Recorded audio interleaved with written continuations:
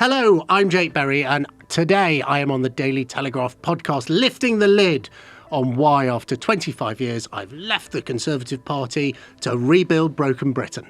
He doesn't hold back when it comes to working under Boris Johnson, Rishi Sunak and Liz Truss. And we'll be asking him about all the Tory MPs who phoned him up saying they want to join Reform as well, won't we? Shh. I think she's toast. Look, all these people coming out lecturing me on loyalty, I just would quietly point out that, they have a bit of a thing about getting rid of prime ministers and elected leaders of the Conservative Party. I think, sadly for Kemi, she might be a bit of it's not for me to say, but she might be a bit of a William Hague. Maybe she got the big job too early. I think she's failed to make impact. Jake Berry, Sir Jake Berry, I should call you. Welcome to the Daily Tea. A Conservative for 25 years. You recently defected to Reform, following in the footsteps of Andrea Jenkins, David Jones. We're going to get into the whole why you've left the Tory thing in just a moment. But as we speak, there is a breaking news story happening, and our colleagues in the newsroom behind us are working on it. Nigel Farage, Reform leader, has now called for the resignation of the Chief Constable of Essex Police and indeed the Crime Commissioner, having posted on his social media footage which appears to show the police bussing pro-migrant campaigners, including campaigners for Antifa, the hard-left organisation, wearing masks to the Bell in Epping and blaming the police there for actually inflaming the tensions outside that migrant hotel. Have a look at this video. If these are locals, why are they getting in a police car? Where time's the next bus? You wait 15 minutes for a bus and then 3 come all along at once. Look, they're all cramming in. This shows Stand Up to Racism, as they're called, with Antifa, a violent, thuggish group, arriving at the train station and literally, by Essex police, being bussed to the Bell Hotel. These were the people that caused the disturbances. These were the people that caused the riots. Essex police caused the disturbances. What on earth were Essex police thinking? Is it that they just hate so much ordinary residents determined to stand up for their own rights? I don't know the answer to that question. What I do know is what Essex police have done here is absolutely disgraceful. One of the most extraordinary acts I've seen from the police force in my lifetime. And for bussing Antifa, oh, and by the way, many of them masked protesters, for doing this, heads must roll. There is no way the Chief Constable or the Police and Crime Commissioner in Essex can stay in their posts. This is a disgrace. Thank you. Charlie Peters, GB News.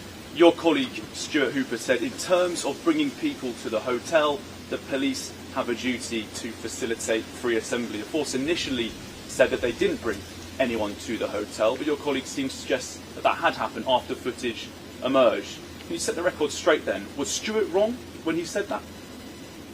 Under the law of this country as it stands, people have the freedom to assembly and to freedom of speech. So your officers did bring people towards that hotel? Listen to my answer. That is there is a duty upon policing to allow people to exercise their rights of assembly and protest. That's a right of this country, under the Human Rights Act. People came to that of their own volition. They walked up to that protest in order to ensure that we understand the threat, manage and deal with the risks and the issues. As we did outside the hotel, as we did in the high street, we had officers there and they would have walked alongside to make sure that they understand, can intervene and prevent and detect crime. That's what happened, that's what the photos show, and that's what we did. Just to familiarise everybody, there are tensions regarding that hotel. It was housing women and children who were seeking asylum in the UK. It switched to housing adult males, and one of those males has been accused of sexually inappropriate and criminal behaviour towards a 14-year-old local girl. Do you support Nigel Farage in his quest for the head of Essex Police? Well, I think it's a breaking story, as you say. I mean, there's clearly footage which I've had the opportunity to watch. If it's proven that Essex Police have, in effect, escorted them there, given them a lift there in a police van, whichever it may be, I do think that is completely wrong. Because while we have a right to protest in this country, I might want to go to, a country. When I went to the Countryside Alliance March, I didn't phone up the police in Sheffield and say, do you mind giving me a lift to London? I think that's the only protest march I've ever actually been on. And if in fact they have done that, I think whether it's a matter for the Police and Crime Commissioner, who doesn't have control of operational issues, but certainly I think the call on the Chief Constable to consider his position, because how can you maintain position of independence where you are apparently seen to have favoured one side of what is a very complicated argument? But I think it also speaks to a more general feeling that we have in the country, where people do feel that the way we are policed depends sometimes on what side of the argument that you fall on. I mean, we hear accusations of this two-tier policing system, and I think things like this just really reinforce that sense that the police are no longer those fair, independently minded actors that we all want them to be in our country. I think Nigel's right to do what he's done. There was a protest last night outside a hotel in Canary Wharf as well, where asylum seekers are going to be homed. The Met Police were in attendance at that protest. Have the British people just had enough of this now? I think they have. Look, I mean, we heard that this was discussed at Cabinet yesterday. They briefed out that I think society is fraying at its edges. And I think what makes it really difficult for any government or any police force to deal with is if you have a large-scale riot, if you think of the student riots back in 2011, I think they were, or the appalling riots that took place in Southport just last summer, a government can react to that. A police force, quite correctly, will clamp down on that, arrest people, process them quickly through the justice system. What I think we're seeing now is different. It's very difficult for government and police to deal with. You appear to have low-level protests against migration and the housing of asylum seekers or migrants of any kind in hotels or in communities around the country, sort of all over the country. So there's been one in Epping, one at Canary Wharf, there was one down in Devon and Cornwall, there's been some in the north of England, and it is a general feeling of discontent that is bubbling up across the country, and that's very hard for any government to deal with. And I suppose the question we should ask ourselves is, why is it happening? Now, of course, no one knows the answer, but I sort of feel that the British public, and a lot of the conversations I've had over the last 6 or 12 months have been, they voted Conservative because they wanted change and they didn't get it. They voted Labour because they wanted change and they didn't get it. And they sort of, what's left of them? Okay, yes, I hope and believe that they will support the Reform Party because that will represent real change. But there's a lot of people, I think, out there. It's a very dangerous position for Britain to be in. Who say, well, politics doesn't work, so maybe I should just start shouting loudly. Maybe I should join with my friends and neighbours and go and peacefully protest to show how unhappy I am with what's going on in my country. And I mean, that's a huge failure of politics and something we should all be massively concerned about in terms of the safety and cohesion of communities across the United Kingdom. When you defected, you said, quotes, "This is our last chance to pull Britain back from decline." And people may rightly say, look, you served in Liz Truss's government as party chair. You had a stint as a Northern powerhouse minister under Boris Johnson, who's a close friend and ally of yours. A lot of the reason why Britain is in decline is because of the Conservative government or successive Conservative governments that you actively served in. How much blame must the Tories take? Well, I mean, it's a really fair question. So let me talk about what I've done for the last year, because actually I think it's quite, or even a bit longer than that, I think it's quite interesting that politics, as you both know, but your viewers and listeners may not understand, it's 110% job. It consumes the whole of you. That's why divorce rates are so high amongst members of Parliament and particularly people in ministerial roles. You very rarely get the opportunity to take a step back and sort of say, is what I'm doing worth a candle? Is it working? Is what I'm doing actually doing what I believe all people in politics get into public life to do, which is improving the United Kingdom and helping the British people.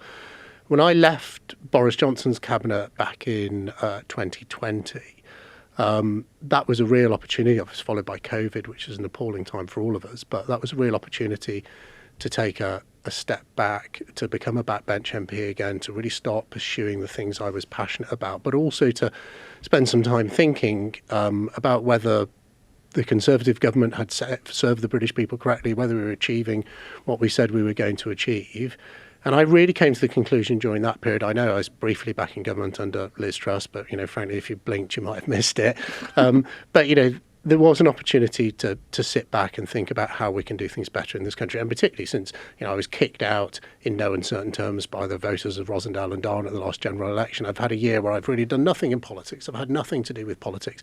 And I was sort of quite happy, as it were, to kind of hang my boots up and say, I've done 14 years, 25 years supporting the Conservative Party.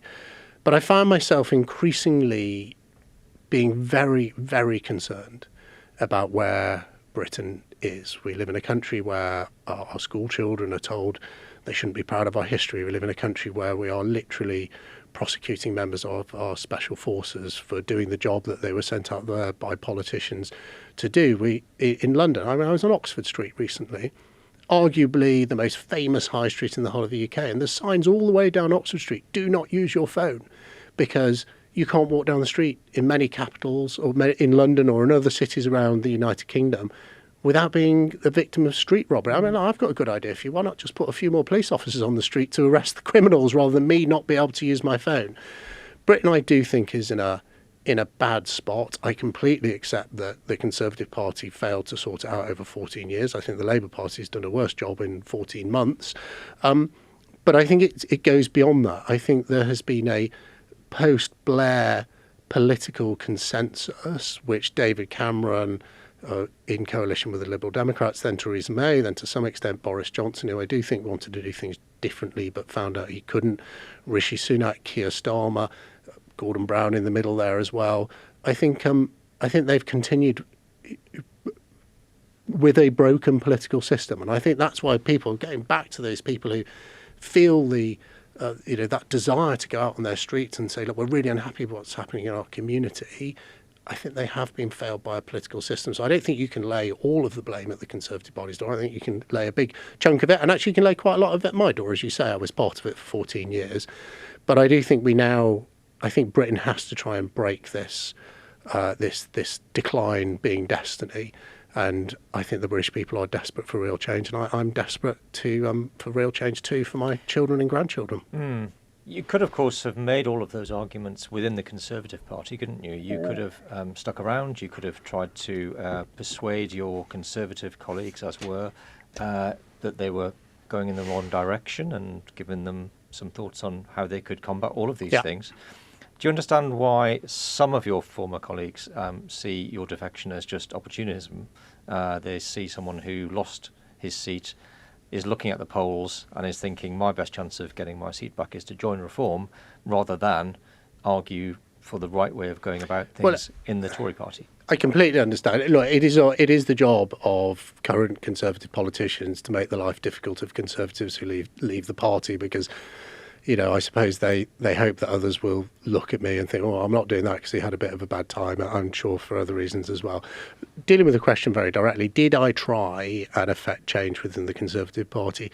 I did. And talking about that period where I was on the back benches and also the last year when I've been stepped back from politics, I worked out, in my view, that the Conservative Party is not capable of the change. Let me give you a couple of examples.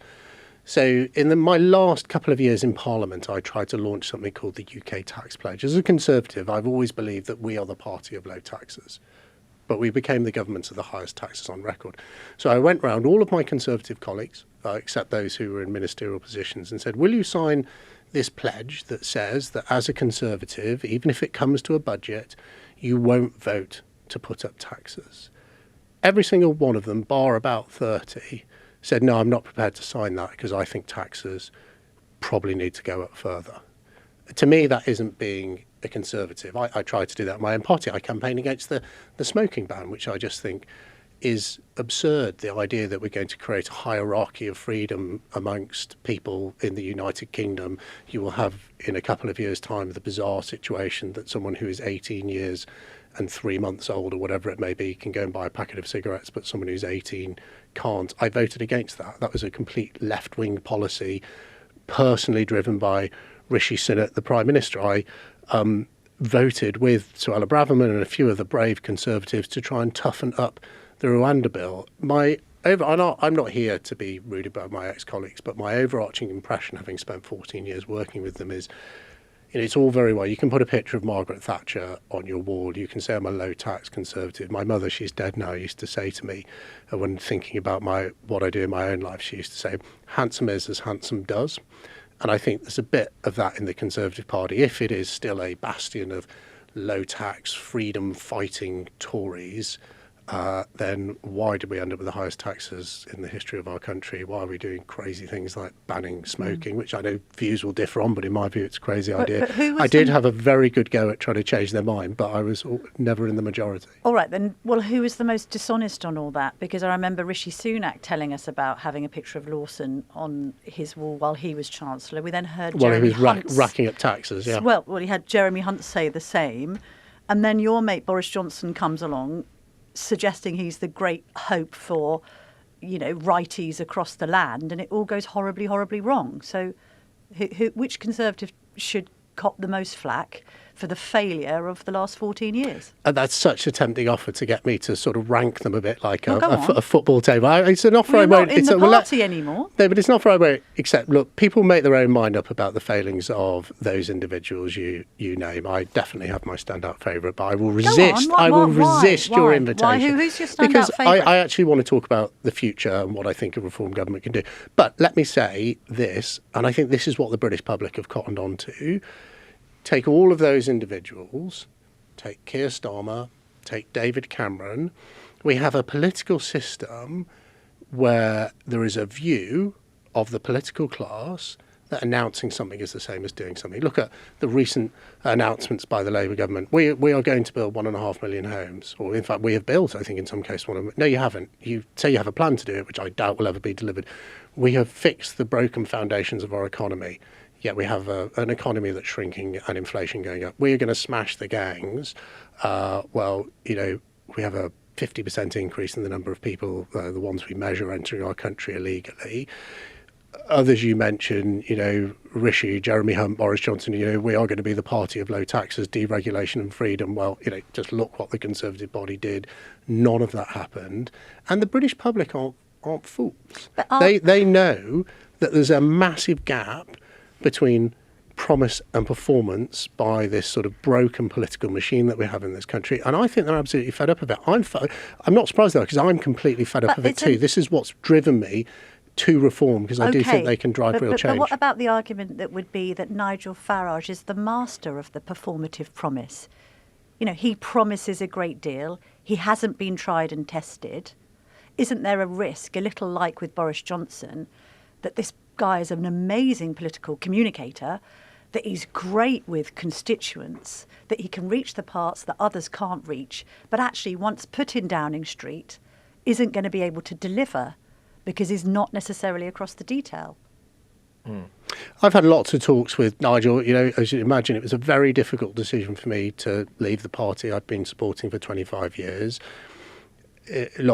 I've had the opportunity to sit with him and discuss all these sort of issues. I understand the other 60-odd million people who live in Britain haven't had that yet. But I think ultimately his values are absolutely right. He believes in Britain and he has a determination to fix what is breaking our country. He will need to build around him a great team of people to do that, like every Prime Minister does. But there's no warm-up for being Prime Minister. Keir Starmer, people say Nigel Farage has never been never been a minister. Well, nor did Keir Starmer till he walked through the doors of Downing Street. I'm not saying it's an easy job, but ultimately, from the time I've spent with Nigel, I think all of his political decisions will be viewed, frankly, through one lens, and that is what I'm doing the right thing to do for Britain? Is it good for Britain and her interest? And I think that's the right value set for a leader of any nation. That's quite a sweeping sort of statement, isn't it? It sounds great, but when you start even thinking about fairly minor details, let's say, especially with tax, you are very focused on taxation, as we've just heard. Nigel Farage has announced either policies or ideas that he would like to put into place, such as reforming criminal justice. Some of those policies have been costed or projected to cost about £17 billion. Yeah. On the criminal Well, justice. let's talk about the crime policy. How is Nigel Farage going to get taxes down if he's going to go ahead with some of these pledges, which are going to be very, very costly? Well, first of all, I thought the announcement on Law and Order was brilliant. I mean, I would say that, wouldn't I? But I really think it was. I've waited a very long time to hear someone come out very bravely, I think, and say things can be done differently. I don't know what the Conservative Party's policy is to bring on Law and Order. I don't know. Maybe they haven't announced it yet. I actually don't know what the government's policy is on Law and Order, because I don't see any other political party really focusing down on it and saying this is unacceptable, we have a plan to fix it. You're both political journalists. Perhaps you'll tell me what the government's policy is on Law and Order. You can educate me. But, you know, Britain has got a massive, massive issue with crime, and the sort of money that Nigel is talking about spending, it's about £3.5 billion a year. There was a custard document that came out with the policy.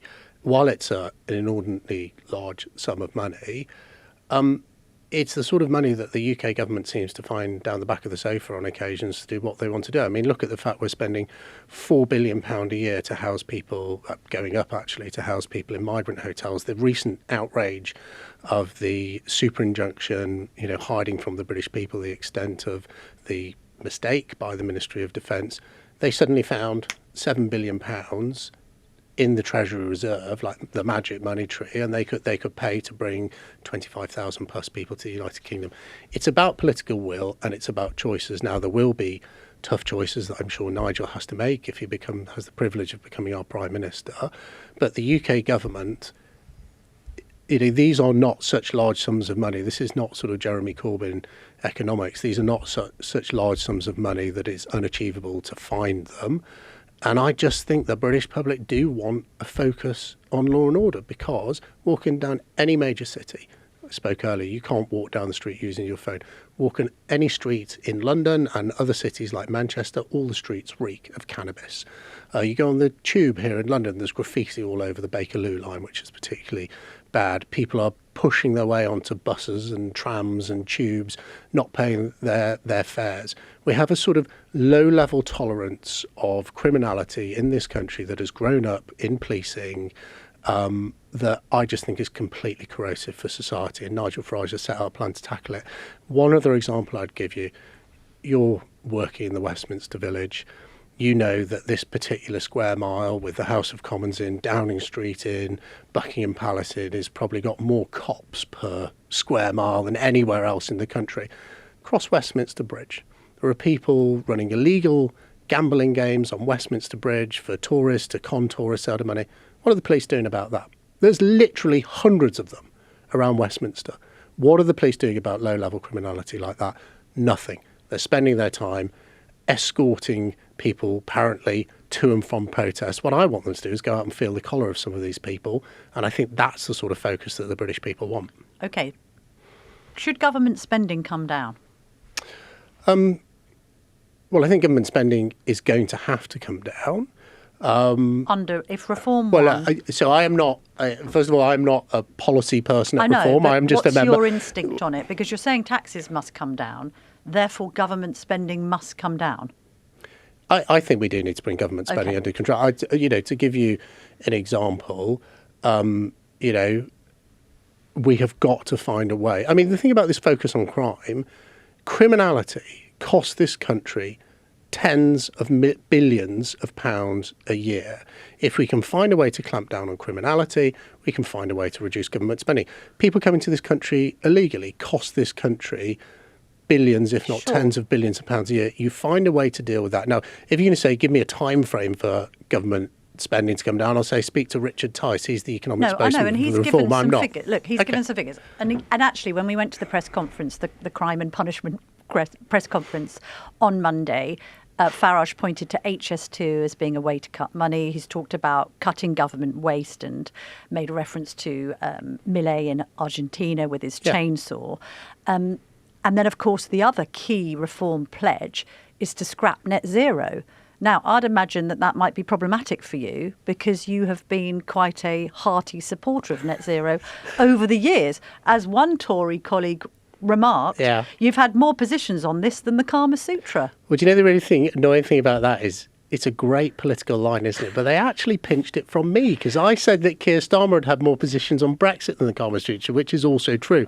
What they've said isn't true. Look, I'm not going to get into he said, she said with former Conservative colleagues. As I said earlier, it's their job to give me a bad time. I'm a big boy. I can deal with it.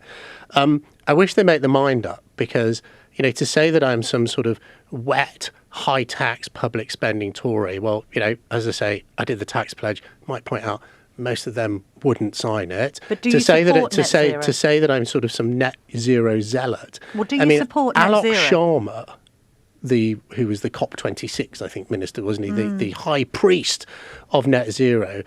I can't remember how he described me, but I was campaigning to open a coal mine in Cumbria, a coking coal mine in Cumbria, and it was Alok Sharma, Ed Miliband, Greenpeace, and Friends of the Earth collectively came out and slammed me. I think they said that you only believe in levelling up through increasing carbon or something like that. So I've always been really pragmatic about this. I am an environmentalist. I wasn't at the speech on Monday about crime because I was fishing on the River Wye. Right, so I believe in having a nice environment. Do you support net zero? No, I don't. What? Because the reason I don't though. support it, let me tell you why, is because net zero shouldn't be something that closes British businesses. I mean, I'm this net zero. I'm actually one of the few Conservative MPs who voted for fracking and is pro-fracking. I have no, I have no desire to see hydrocarbons driven out of our economy. I had a shower this morning. Actually, the gas central heating came on and warmed the water for me. I quite like having gas central heating. I have no desire for a heat pump whatsoever. Net zero, reducing the amount of carbon going into the atmosphere, I think is a good thing. But to do that by destroying British industry and expecting hard-working British taxpayers who, we've basically had no economic growth in this country since 2008 to speak of. Families are really, really struggling and saying, look, as the Labour Party said, we're going to knock 300 quid off your electricity bill. They've actually gone up. So through these green levies, punishing consumers isn't the way to do it. Look, if industry comes forward with solutions, the Johnson government. You helped propel Boris Johnson to power. You serve under him. He's the key proponent of net zero. Now you're saying you don't support it. Well, you were saying earlier about what did you try and do to change things from inside the government. I'm sure Boris would come on if you asked him. Well, we have. He and I do not agree about net zero. And during the COP26 summit, I submitted, you can go and look them up, a series of written questions which asked for each government building how they were heated. It's on the public record, and said, what's the heating in Chequers? What's the heating in Chevening? What's the heating in Downing Street? Do you have a heat pump? Do you have solar panels? I can tell you for every government building, the answer was no. And I was contacted by the whips at the time, and they said, why are you going out of your way to give the government a hard time on net zero? I mean, it wasn't the first time we'd had these sort of conversations, I might add. Going out of your way to give the government a hard time on net zero during COP26 to specifically embarrass the government. And I said, I regard the whole thing as a Vanity Fair. I think the government has gone crazy about this. I think they're hitting hard-working families. If you believe that people living in terraced houses in Lancashire should have a heat pump, why isn't the one on Downing Street? If you believe that people living in flats in Greater Manchester should have solar panels, why isn't the one on the Department for Business, Energy and Climate Change, or whatever it was called then? There is rank hypocrisy across government about net zero. And you asked what some of the things I did in Parliament to try and point out what the government was doing. I used quite a lot of my time in Parliament to beat the government up over net zero. The idea of reducing carbon going into the atmosphere was quite a good idea. But, I did use my time in government to give them a bad time when I thought it was hurting people, voters, and it was hypocrisy. On Boris, should he join Reform? Well, you'd have to ask Boris that. I mean, what do you think, though? Well, I don't think he ever will. I think Boris is completely happy being post-politics. I think he always likes to let people think he might come back. Maybe he will. I don't know. But I think the great thing about Boris is, and this is a great mistake that people make, I think, generally across politics, is they associate the position people took on whether Britain should remain in the European Union about whether that makes you left-wing or right-wing in British politics. Boris was clearly one of the main proposers and proponents of Britain leaving the European Union. But he has always been a bit of a pinko lefty. And, and this is this sort of the right wing of the Conservative Party said, here is the new Messiah. And I might point out he's not the Messiah, he's a very naughty boy. But Boris has always been very pro-migration. He's always been very pro-environment. He's a good friend of mine. There's just loads of stuff we don't agree on. Mm. Now that you're watching from afar, not being a Tory anymore, what do you think is going to happen to Kemi Badenoch? There's a lot of talk about leadership challenges, that she might only be given until November or until May. What do you foresee happening? I think she's toast.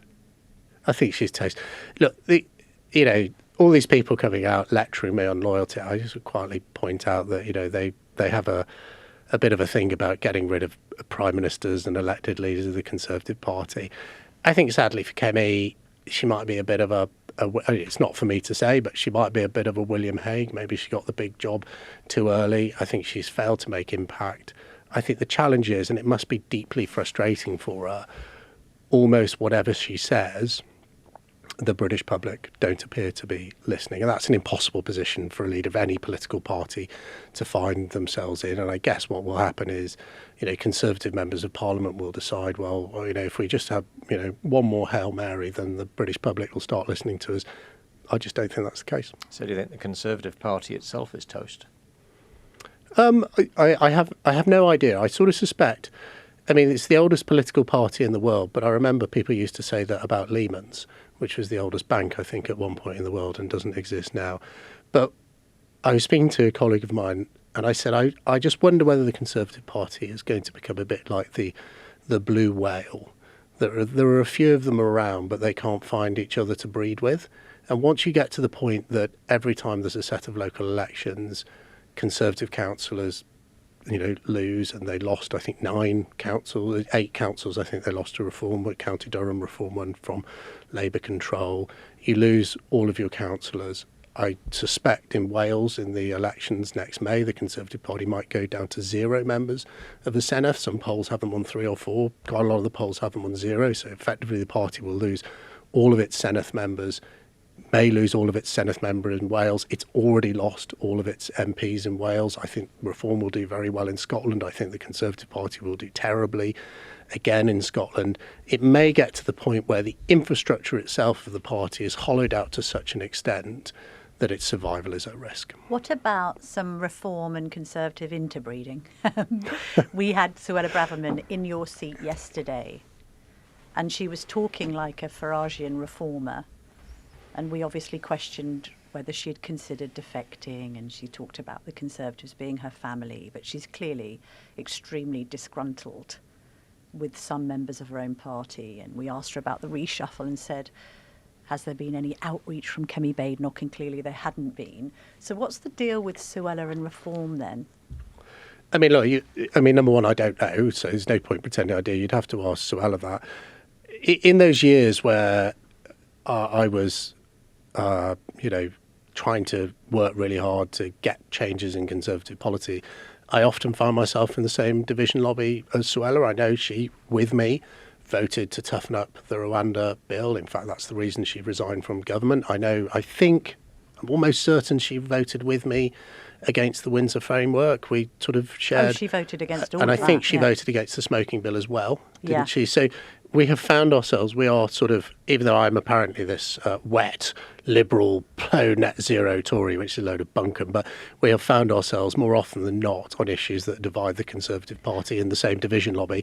So I don't know whether she'll join Reform. I think she's a brilliant politician. She's obviously chosen a different road to try and change the Conservative Party within. She's a hell of a lonely voice, but I wish her well with that. But a Reform being quite picky about the Tories they'll take, because there is a kind of rhetoric around Reform, isn't there, that there's quite a lot of contempt towards Conservatives right now, and a lot of talk about destroying the Tory party. And there's an irony there, really, because clearly there is a huge amount of sort of the electorate that are on the right. 2.5 million of them didn't turn out in 2024, who are wondering which side to back.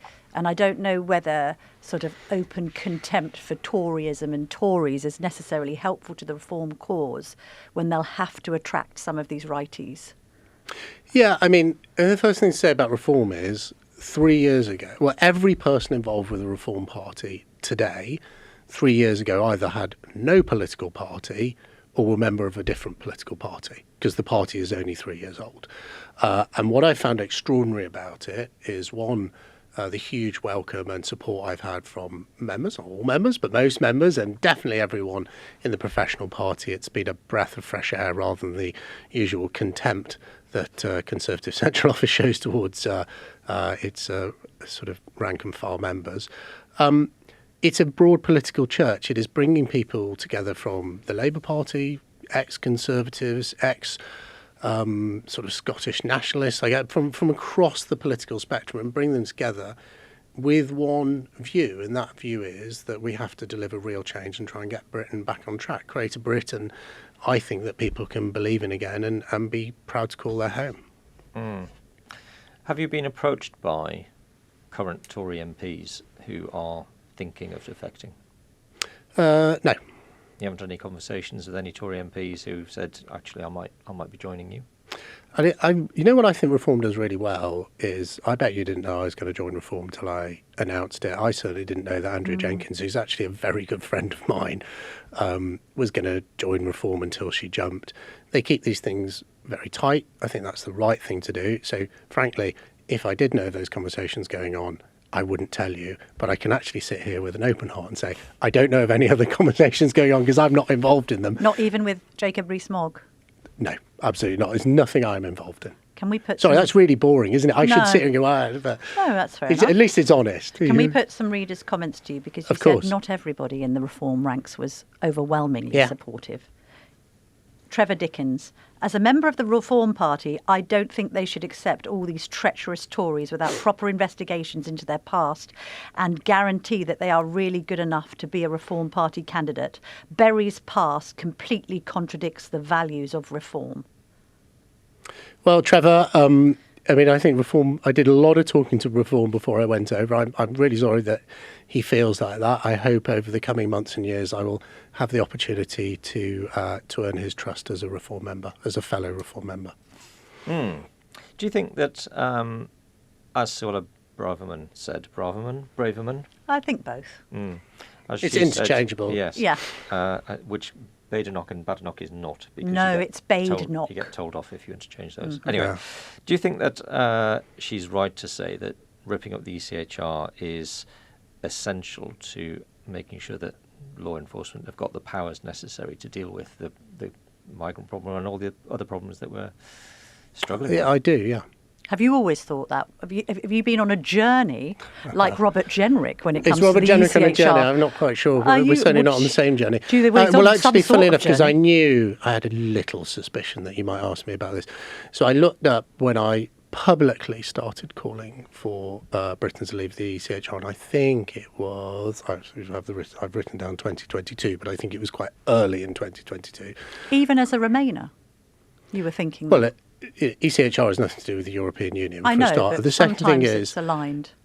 Yeah, sometimes it is, but look, I just happen to believe that the ECHR is completely outdated in my view. It was I know it was founded by Winston Churchill, is what people seem to throw out about it, but it was a treaty designed for a different age. It was a treaty designed for mass migration within Europe, actually, after the Second World War, with people fleeing the ashes of that conflict and wanted to come to the United Kingdom. It may well have served us very well at that period. I don't know. I wasn't alive, but I haven't heard much criticism of it from people who were.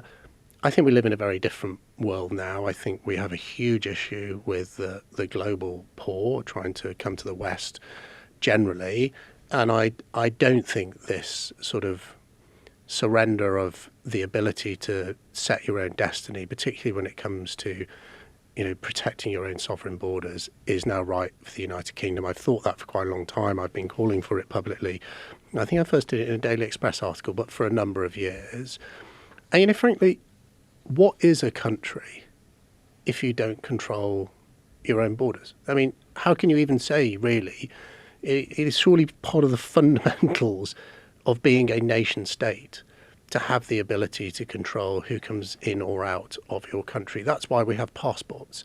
And, to have effectively not be able to do that, not be able to keep the British people safe, for your government not to be able to control who comes in and out of your country because of a sort of very old treaty, I think no longer serves the British people, and I think it's high time that we looked at withdrawing. We'll give you one more reader's comment. I don't even know if are there any which are terribly complimentary? We have given you a platform. So I here. remember a conversation we had, Camilla, on a train. Jesus. And it was before the 2024 general election, and we were talking about it. So the Telegraph, I love the train. What we were train on a were we train. on together? I'll remind you later. And we were talking about the Telegraph. I love the paper. It's the paper I read every single morning. I go to bed with it. I wake up with it. And whenever I'm looking at an issue, I always look at the readers' comments. And we had a conversation before the 2024 election. And I said to you, I was really concerned that every time I go to the most liked comments in the Daily Telegraph before that election, people just say, I'm going to vote reform, I'm going to vote reform, I'm going to vote reform. And we had a conversation about whether that really reflected their view, or whether when the time came, they'd sort of hold the nose and say, well, one more squeeze, I'll vote Conservative. I've been looking a lot at Telegraph comments, particularly around the announcement on crime by Nigel Farage. And before you read one which is rude necessarily about me or doesn't like me, I thought I'd highlight one. I can't remember their name.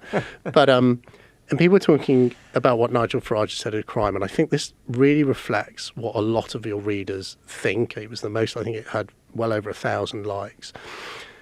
They said, I don't know if Nigel Farage is going to achieve all that he wants to do in terms of his vision for Britain, but particularly his vision to try and retake our streets and make it a safe country again. But they said, I'm so pleased to have someone who's trying. And even if Nigel Farage and Reform achieve half of what they've set out to do, it will make Britain a better place to live in. And that's why I'm supporting them. And I read that comment, like so many of the comments in your paper, and I thought, I wish I was clever enough to make a comment which so encapsulated the way so many people feel in this country. So I say, as an avid reader of both your paper and your comments, I look forward to hearing what one of your readers has had to say. Let's see how clever you think Ian Taylor is. Was it the most liked? I don't have that information. If I ever come on again, you'll never have me on, because I've taken far too much time. I want to see the rankings, the number of people who liked it, the number of people who disliked it. We'll try and find out. Anyway, Ian Taylor said, Jake Berry voted Remain, supported May's surrender deal all 3 times, and voted against a no-deal Brexit. Berry, Sir Jake, I think he means, has a lot to prove. That's the most polite thing I've been called today. If he is to convince members he has the necessary qualities to stand as an MP at the next election.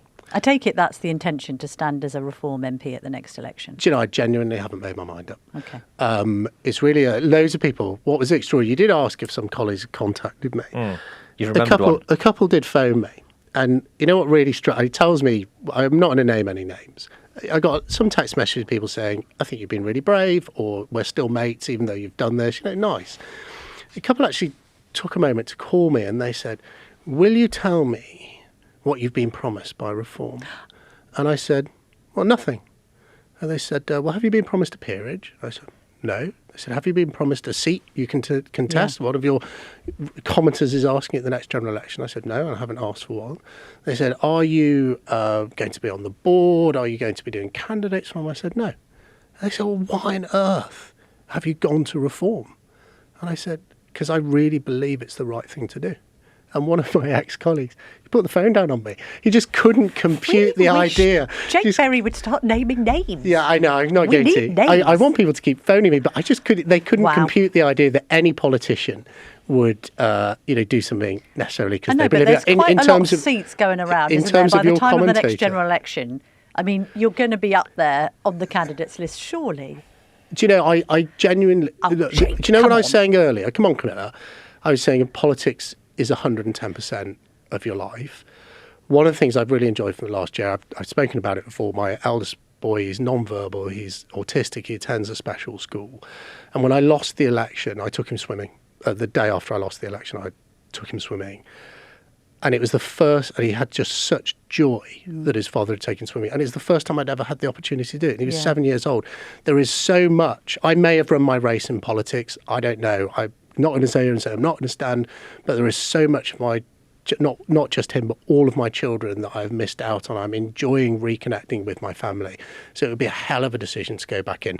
To answer your commenter very directly, I spoke earlier about, I think there's a terrible mistake that's made in British politics to say if you backed Leave or Remain, it sets your political destiny for the rest of your life. I said Boris is a bit of a pinko lefty, which he is. I hope you're listening, Boris. But that was nearly 10 years ago. I mean, the next anniversary for the Brexit vote will be a decade. And to say that a decision you made 10 years ago should necessarily set your political direction for the rest of your life, I don't agree with. But to answer this question very directly, I know in this political party, it's brand new, I am just an ordinary member of Reform. I have to work hard, earn my spurs if I ever want to do anything in the party. But I've got involved in this. I could have just waddled off into the sunset and, taken my children swimming every single weekend. I've got involved in this because I want to campaign every day to try and change Britain for the better. I had a choice. I could have walked away. I've decided to stand and fight with Nigel and Reform. And I hope when people see that I am just like any other ordinary member of Reform fighting to make Britain a better place, that I might, quite slowly maybe with some of those commenters, start to win their trust.